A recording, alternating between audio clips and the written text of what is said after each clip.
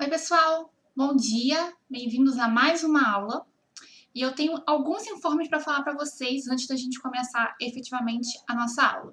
Primeiro, sobre a aula passada. Senti que ficaram algumas dúvidas, né? O conteúdo era bastante extenso dentro daquele capítulo. Então, eu não sei se vocês já repararam, porém, dentro do material de semana passada, que é de ligação covalente, tem um videozinho sobre distribuição eletrônica, tá? Eu gravei um videozinho a mais falando especificamente sobre distribuição eletrônica. Então, dá uma olhada no vídeo para vocês entenderem o que é o diagrama de Pauling, entender como se lê o diagrama e como se aplica o conhecimento do diagrama, tá bem? Não precisa decorar como constrói o diagrama, mas você precisa entender como se lê e monta a distribuição eletrônica, tá? Então, se você tem dúvida em distribuição eletrônica, mesmo que você não tenha, dá uma olhada para ficar bem claro na mente de vocês, tá? Sobre a aula de hoje. Só mais uma coisa. A lista que vocês fizeram, né, me mandaram as fotos dos exercícios, eu já vou colocar também o gabarito da lista, tá? E vou explicar mais um pouquinho como é que se desenvolve aquele tipo de exercício. Então, também dê uma olhada no gabarito, mesmo que você já sabe que acertou tudo, dá uma olhada no gabarito para ver se, de repente, eu falo de alguma coisa que você nem tinha percebido que tinha dúvida, tá? Aula de hoje. É a nossa aula 7. O tema da aula de hoje é ligação iônica. A gente falou a aula passada sobre teoria do octeto e falou sobre ligação covalente. A aula de hoje a gente vai falar sobre ligação iônica. Quem for mais atento ao material vai perceber que dentro desse capítulo, que é o capítulo 10, se fala sobre ligação iônica e lá no final comenta também sobre ligação metálica. Eu acho que ficaria coisa demais. Já ficou coisa demais na aula passada, eu acho que ficaria muito, sobrecarregaria vocês, tá? Então, o que a gente vai fazer? Hoje é capítulo 10, parte 1, a gente vai falar de ligação iônica. Semana que vem, capítulo 10, parte 2, a gente vai falar de ligação metálica e vai fazer um apanhado geral sobre os 3 tipos de ligação química, tá bem? Então, vamos lá, vamos começar nossa aula de hoje, ligação iônica, tá? A minha ligação iônica o que é, né, a ligação iônica, o que ela forma? A ligação iônica, por exemplo, ela é responsável por formar cristais de sal. Aí na imagem, para vocês, tem os mais variados tipos de sal que a gente encontra no cotidiano. Sal rosa, que é o tal do sal do Himalaia, que não vem do Himalaia coisa nenhuma. Sal de rocha vulcânica, sal grosso, sal refinado. Enfim, existem vários tipos diferentes de sal para cozinhar que a gente encontra disponível no mercado, tá? O sal de cozinha, ele é um cristal iônico. Ele é formado por ligações iônicas. Mas aí vamos entender o que é efetivamente uma ligação iônica. Uma ligação iônica, ela obedece à teoria do octeto. Aí aqui a gente para e vamos pensar o seguinte, o que é a teoria do octeto? Teoria do octeto é a teoria que explica a ligação química, ligação covalente e ligação iônica, que diz o quê?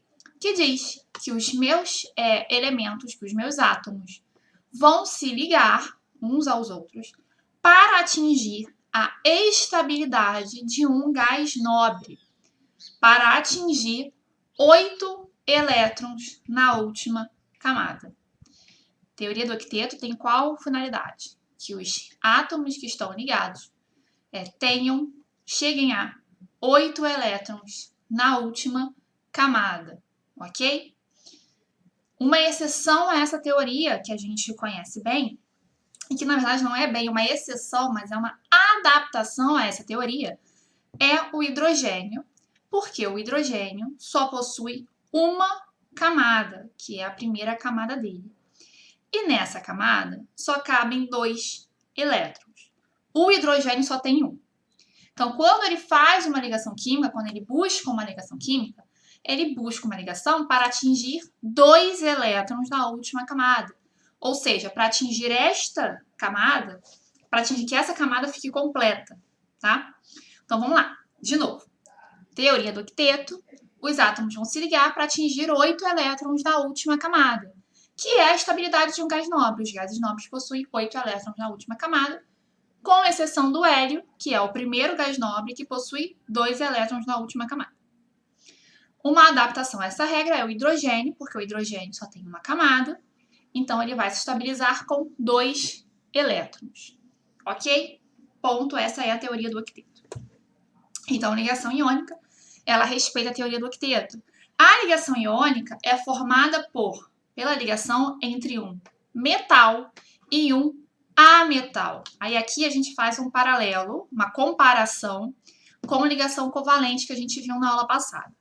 Na ligação covalente, você tem a ligação entre 2 ametais, entre 2 não metais. Já aqui na minha ligação iônica, eu tenho a ligação entre o quê? Entre um metal e um ametal. Dá uma olhadinha nessa figura aí, que ela representa a tabela periódica, tá? Sem o símbolo dos elementos, só uma visão geral.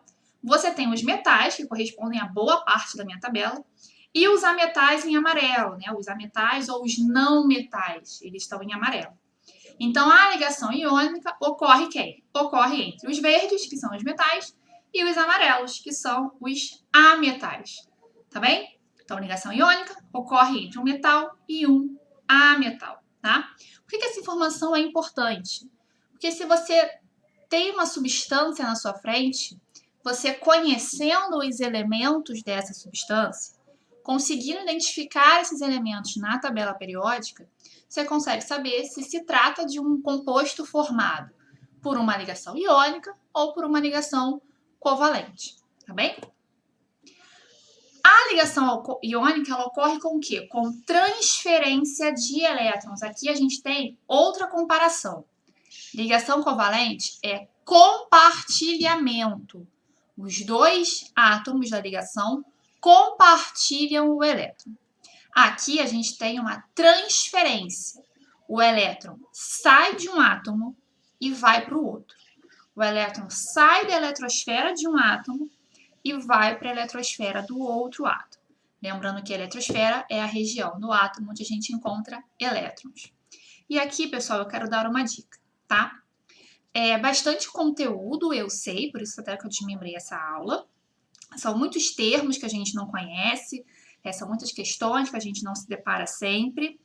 Qual é a ideia aqui? É que você vá anotando o que significa a palavra, o que significa aquele termo, faça um resumo da matéria, escreva, tá? Não bote só essa aula para rodar e escute a minha voz, senão fica chato, fica sem graça e você não vai conseguir fixar o conteúdo, tá?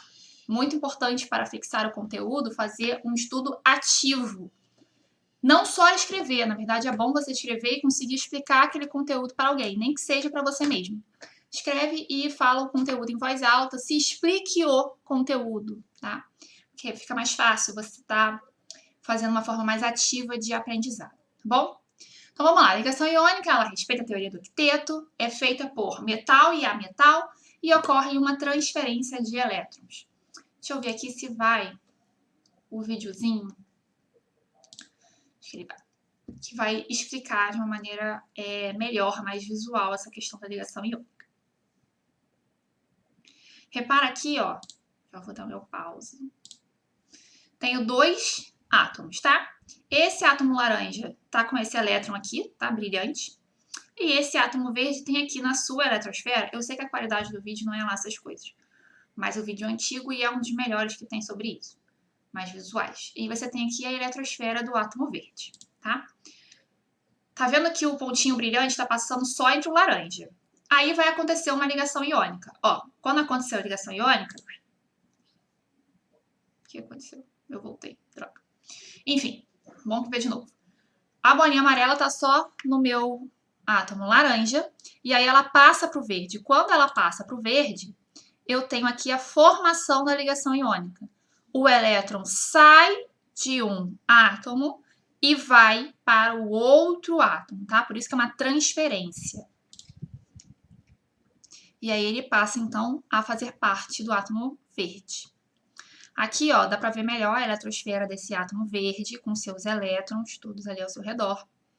E aí o laranjinha. Vai acontecer de novo a representação da ligação, tá? Então, eu tenho aqui o laranja passando para o verde. E aí o que acontece? Você tem a formação aqui de íons. O laranja, ele perdeu o elétron. Logo, ele fica com carga positiva e a gente chama esse íon de cátion. O verde, ele ganhou o elétron. Por isso que ele tem carga negativa e ele se chama de, a gente chama ele de ânion, tá? Lembra quando a gente estudou estrutura atômica? Talvez nem todo mundo lembre, mas a gente estudou estrutura atômica, né? Estudou elemento químico, estudou tabela periódica, estudou estrutura atômica. E aí a gente falou da formação de íon. O que é um íon? Um íon é um átomo com carga. Por que ele tem carga? Porque existe uma diferença entre o número de prótons e de elétrons. Ou ele ganha ou ele perde elétron. Nesse caso, o que aconteceu? O cátion perdeu o elétron para o ânion, né? O cátion fica com carga positiva porque ele quem perde elétrons. O ânion fica com carga negativa porque ele recebe elétrons. E aí é o seguinte, lembra que uma ligação iônica, eu falei no slide anterior, é formado por um metal e um ametal? O cátion, ou seja, aquele elemento, aquele átomo que vai perder elétrons, é um metal. Metais perdem elétrons, ok? A gente vai falar melhor sobre isso na aula que vem, que é a aula sobre ligação metálica. Mas aqui para a gente saber, metais perdem elétrons. Logo, os metais formam os cátions. E os ametais? Os ametais ganham elétrons. Logo, eles formam o ânion, tá? E aí aqui eu tenho formando a minha ligação iônica. Bem, tá vendo que tem esse símbolozinho aqui azul? Essa voltinha aqui? Essa nuvem, melhor dizendo. Isso aqui indica o seguinte, ligação iônica, né, a gente fala sobre ela, né, explica sobre ela, falando que é uma atração eletrostática entre duas cargas, né, entre um cátion e um ânion.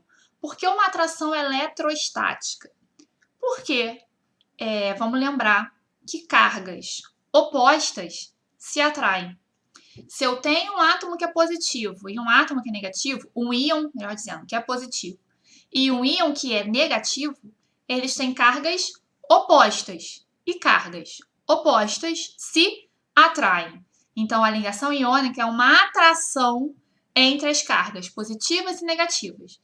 É a atração entre o cátion e o ânion. E essa atração a gente chama de atração eletrostática, tá? É uma atração que existe entre as diferenças de carga dessas duas partículas, ok? Ele não vai querer passar meu vídeo. Pronto. Então, aqui é uma representação do meu cátion e do meu ânion. Eu tenho aqui, ó, o íon, o átomo de cálcio. Repara aqui que eu tenho as minhas camadas, mas só participa da ligação química a camada de valência, que é a última camada. Então, se você tem dúvida do que é camada de valência é a última camada do átomo. É a camada de valência que participa das ligações químicas. Por isso que ela é importante. Repara aqui que no cálcio eu tenho 2 elétrons na última camada. Quando eu formo um cátion, repara aqui ó, que eu tenho 1, 2, 3, 4 camadas. Aqui eu só tenho 1, 2, 3 e agora eu tenho um 2 mais aqui em cima. Por que existe esse 2 mais aqui em cima?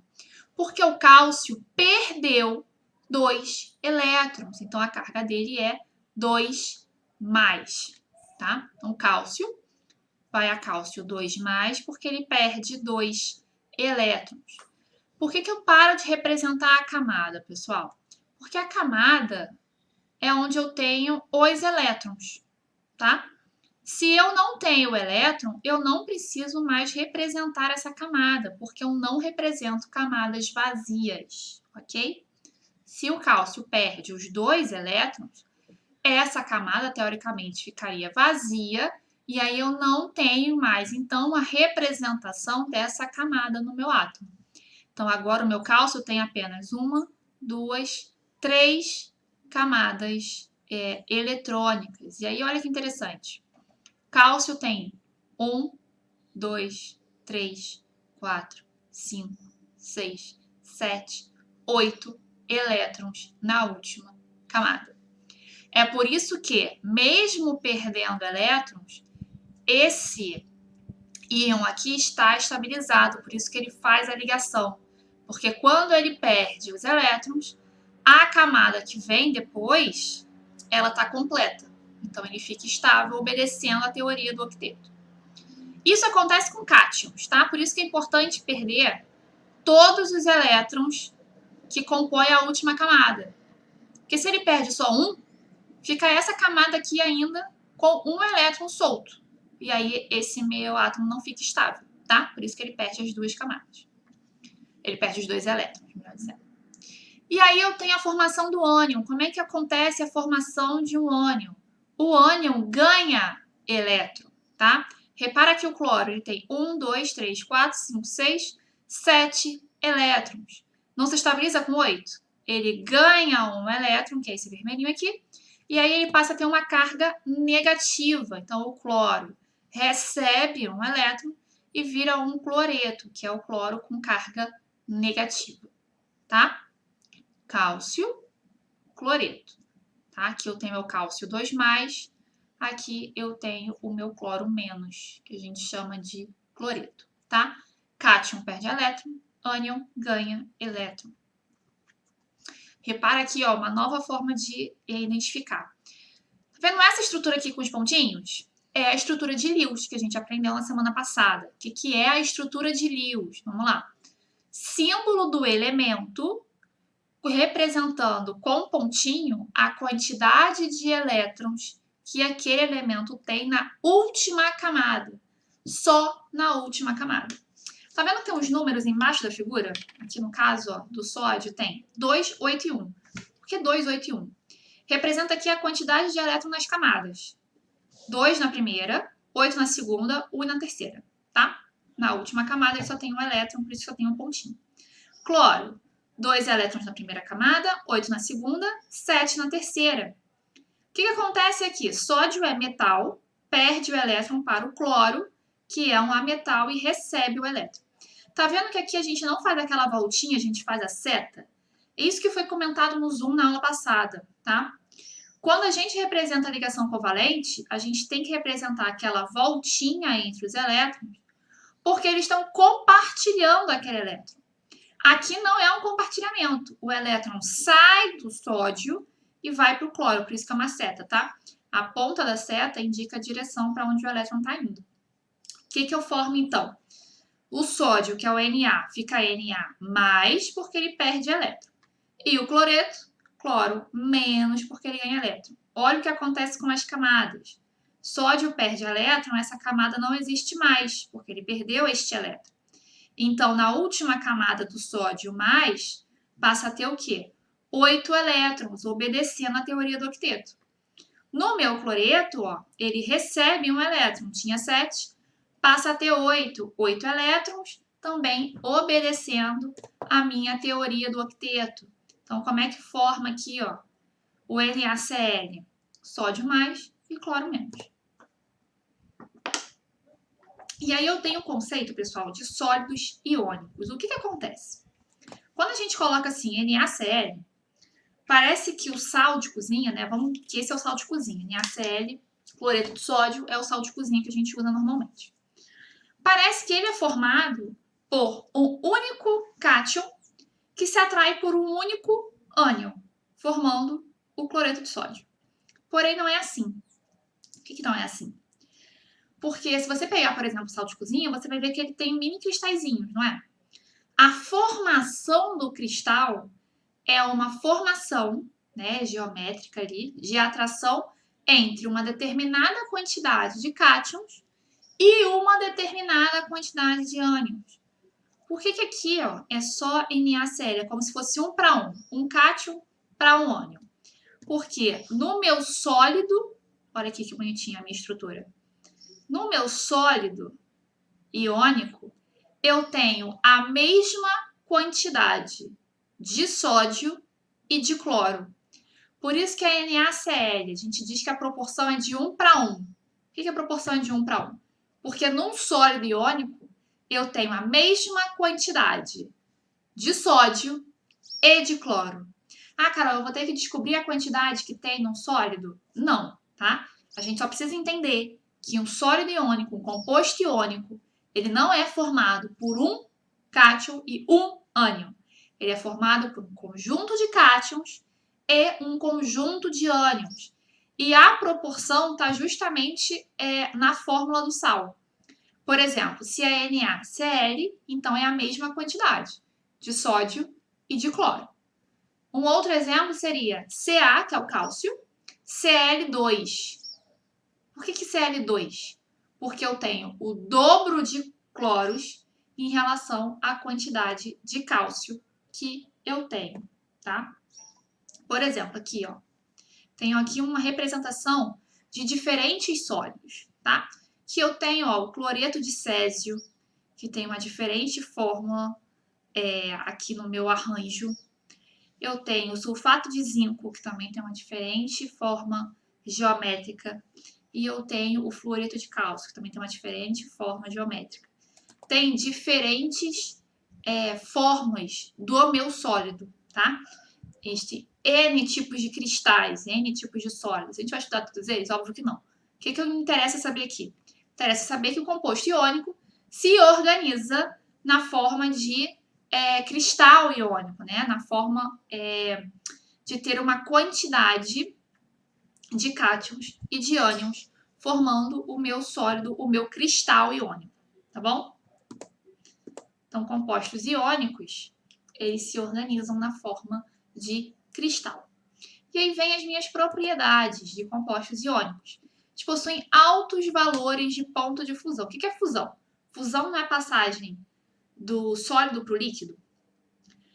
Por que tem altos valores de pontos de fusão? Porque eu preciso de uma temperatura muito elevada para fundir o meu cristal, para que esse cristal passe do estado sólido e vá para o estado líquido. Por que eu preciso dar assim tanta energia? Porque eles estão organizados ali, ó, na forma do sólido. Você tem uma interação entre as cargas muito forte. Para quebrar essa interação, eu preciso dar muita energia. Por isso que são altos valores de ponto de fusão. São cristais, né, duros e quebradiços. Sofrem dissociação no meio aquoso. O que é dissociar? Dissociar é separar as cargas. Então, quando você tem a presença de água, ocorre a separação dessas cargas, dos cátions e dos ânions. Vale destacar aqui que eu vou colocar um vídeo sobre dissociação. O vídeo está em italiano, mas é só você ignorar o áudio e prestar atenção na imagem, no que acontece. É um vídeo que explica exatamente essa questão da dissociação, tá? E aí, isso que é muito importante pra gente. Compostos iônicos, eles só conduzem corrente elétrica quando estão no estado aquoso ou quando estão fundidos, ou seja, no estado líquido. Eles não conduzem corrente no estado sólido. E aí, vamos fazer aqui uma relação com a aula de física. O que a gente viu em física? Que para conduzir corrente, o material tem que ter espécies livres, certo? Se eu tenho o meu composto iônico no estado sólido, eu tenho naquele cristal. Ali, os íons não têm mobilidade. Eles não estão livres. Se eles não estão livres, eles não conseguem conduzir corrente. Quando você tem o meio aquoso, quando você tem eles fundidos, você não tem mais a presença do cristal. Esses íons, eles estão em movimento ali. Então, portanto, você tem espécies livres, você consegue conduzir corrente elétrica, tá? O composto consegue conduzir corrente elétrica. Então, compostos iônicos só conduzem corrente em meio aquoso ou quando estão fundidos. Aí vamos para um exercício assim, bem tranquilo para a gente exercitar esse conhecimento. Um elemento M, um elemento qualquer, do grupo 2, forma um composto binário. O que é binário? Binário é formado por dois elementos. Iônico em um elemento X, com o elemento X do grupo 17. Então, eu tenho o elemento M, que é do grupo 2, formando um composto iônico com o elemento X, que é do grupo 17. assinar entre as opções abaixo a fórmula do respectivo composto. Então, vamos lá. Eu não botei subscrito aqui, mas considera que esse 2 é um 2 pequenininho aqui embaixo, tá? Vamos lá, pessoal. Se M é do grupo 2, ele tem 2 elétrons na última camada. Lembra, os elementos da família 1 têm um elétron na última camada. Família 2, 2 elétrons. Aí pula para a família 13. Família 13, 3 elétrons. Família 14, 4 elétrons. E por aí vai. Então, no grupo 2, ele tem 2 elétrons na última camada. E no grupo 17, ele tem 7 elétrons na última camada. Tá reparando os sinais aqui? Eu já identifiquei quem é o cátion e quem é o ânion. Como é que eu posso representar isso de uma maneira mais simples? O M não é do grupo 2? Eu botei X aqui, mas entenda como M, tá, pessoal? Onde está X aqui, entenda M. O M não é do grupo 2? Se é do grupo 2, tem 2 elétrons na última camada. Se ele só tem 2 elétrons, ele precisa perder 2 elétrons para poder se estabilizar. Então, por isso que é 2 mais. 2 é a quantidade de elétron, mais é porque ele tem que perder esses elétrons. Y, eu vou ter que mudar isso aqui, porque eu botei X e Y, mas aqui eu chamei de MX. Então, quem sabe faz ao vivo, a gente muda aqui agora mesmo. Vou mudar aqui que é M, e aqui que é X, aqui que é M, e aqui que é X. Já é a mania de chamar tudo de X e Y, mas aí tudo bem. Vamos lá. M pertence ao grupo 2, tem 2 elétrons na última camada. X pertence ao grupo 17, 7 elétrons na última camada. Se M é do grupo 2 e tem 2 elétrons na última camada, M precisa perder 2 elétrons, por isso que é 2 mais. X é do grupo 17. Se é do grupo 17, tem 7 elétrons na última camada. Para chegar a 8, falta 1. Então, o X ele não perde elétrons, ele ganha. Por isso que o sinal aqui é negativo. Por que não tem um número aqui do lado? Porque precisa ganhar 1. E quando é 1, a gente não precisa representar. Então, como é que é o meu composto iônico aqui? MX2. Por que X2? Eu preciso de 2 ânions de X para receber essa quantidade de elétron que M tem que perder. M perde 2 elétrons, mas X só recebe 1. Então, por isso que eu tenho que ter 2 átomos de X para cada um receber 1 elétron, tá? Então, a minha estrutura é MX2, seria a letra B. Pessoal, eu vou parar por aqui, que a aula está ficando extensa. A gente vai resolver os exercícios da lista, tá? Tentem fazer, é um formulário dessa vez. Façam o que for possível. Entendo que dúvidas surgirão e a gente vai responder ao formulário na nossa aula do Zoom, tá? Para tirar todas as dúvidas. Então, a gente se vê logo mais.